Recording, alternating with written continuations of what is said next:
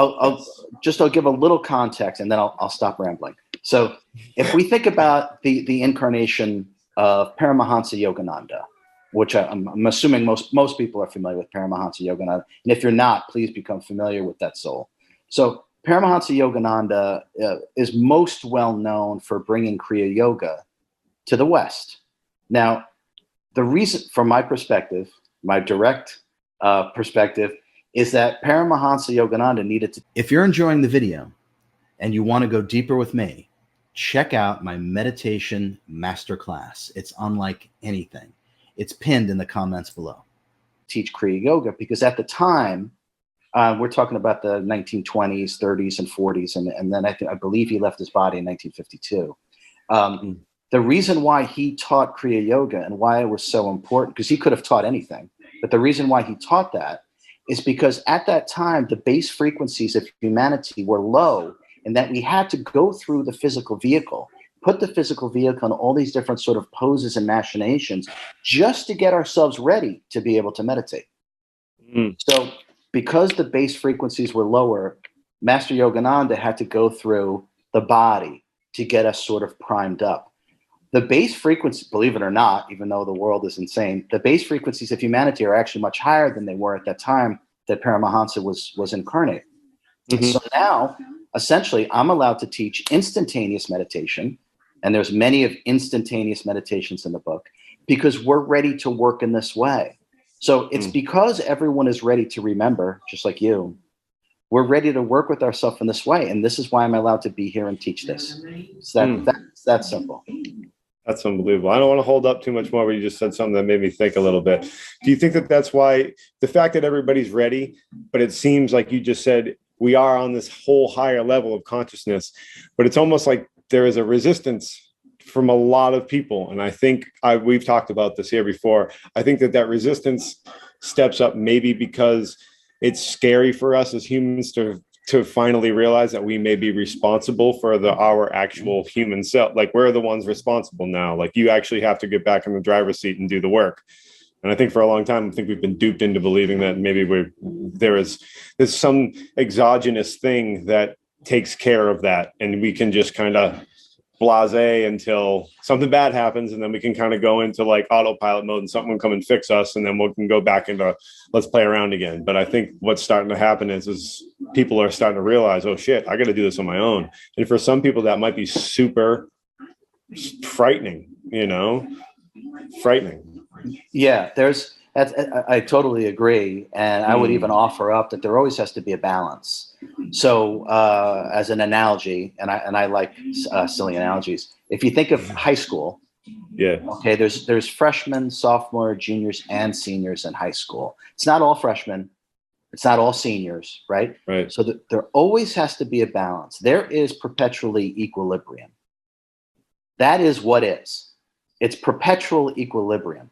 So just as there's so many people waking up and remembering how the true metaphysics and higher consciousness actually operate and how it works, there's just as many people that are going to deny it and are not ready for that, so that there is a balance. Because if everyone woke up, okay, we would skyrocket up the frequencies. Now, that sounds great. It's not, because we would very soon thereafter plummet right back down.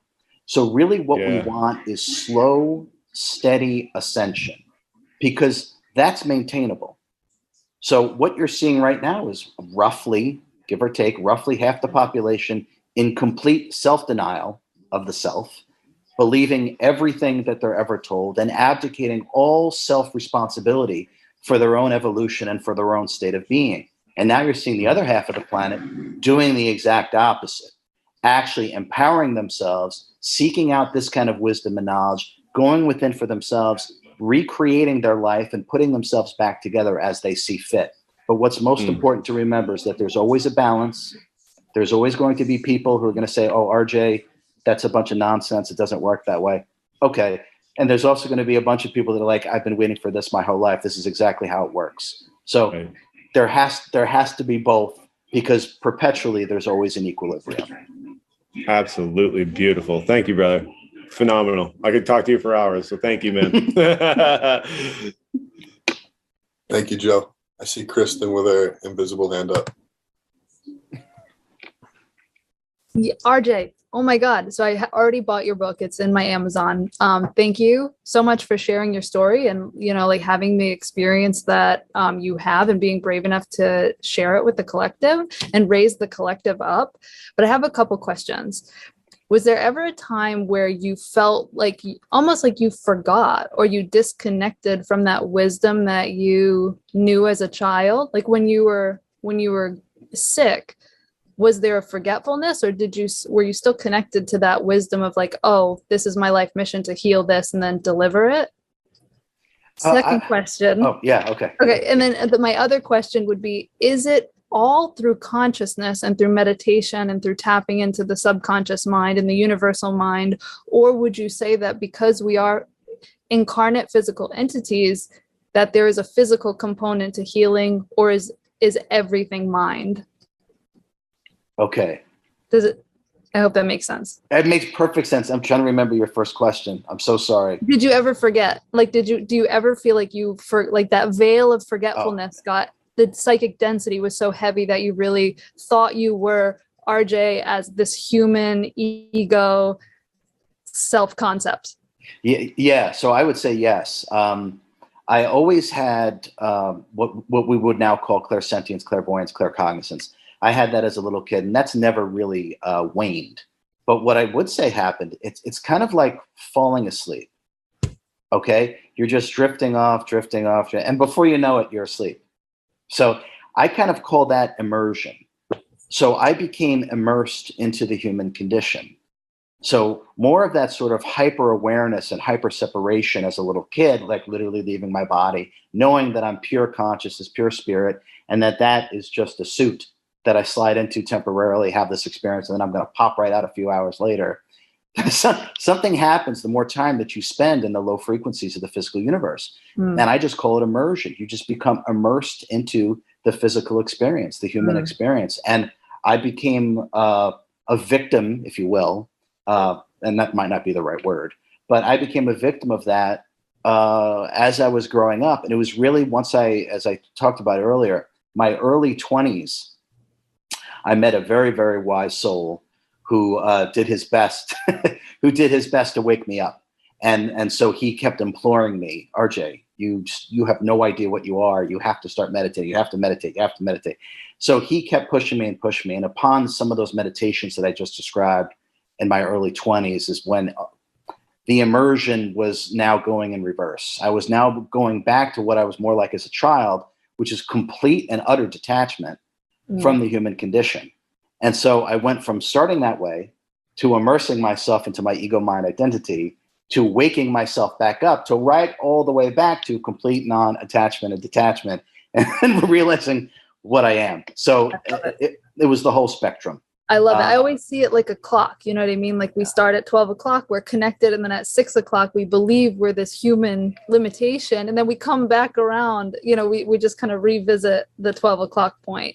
So do you believe that it's all like healing and transformation and transcendence is all through our expanded consciousness? Or do you believe that we have to care for the physical vessel in a specific way through nutrition? Or do you think it's just all through mind? Oh, that's such a great question. Okay.